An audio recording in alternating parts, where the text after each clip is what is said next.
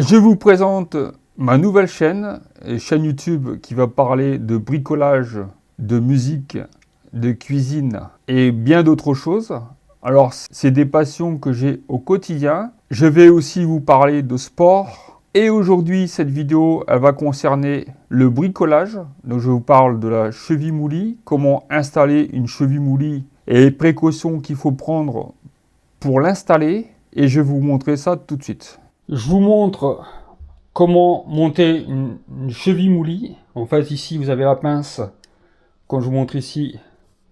Donc, c'est une pince qui permet de rétracter la cheville moulie. Si vous voyez ici, en fait, vous mettez la vis fixée. Donc, je vais vous montrer la cheville moulie tout de suite. Hop.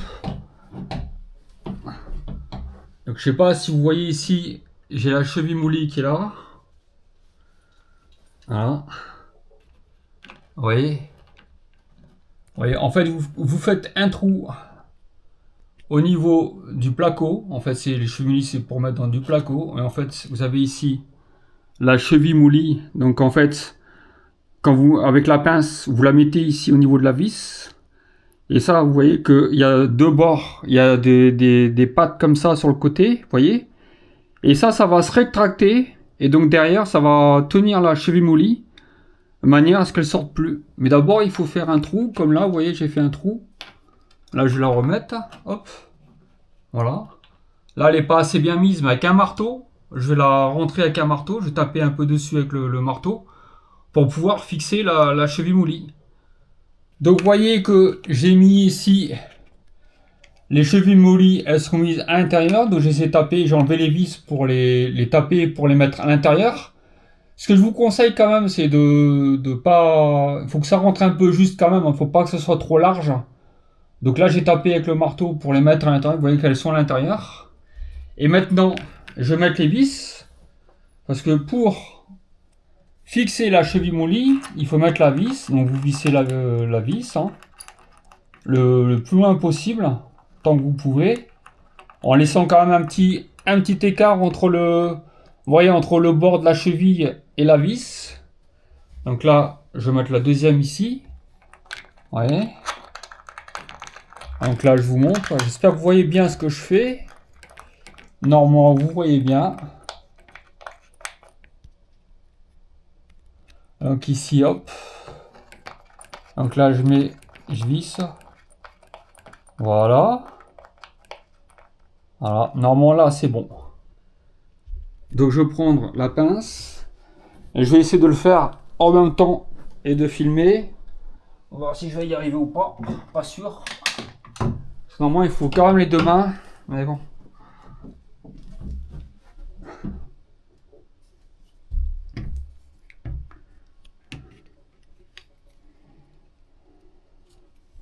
Je crois que je vais pas y arriver. Du coup.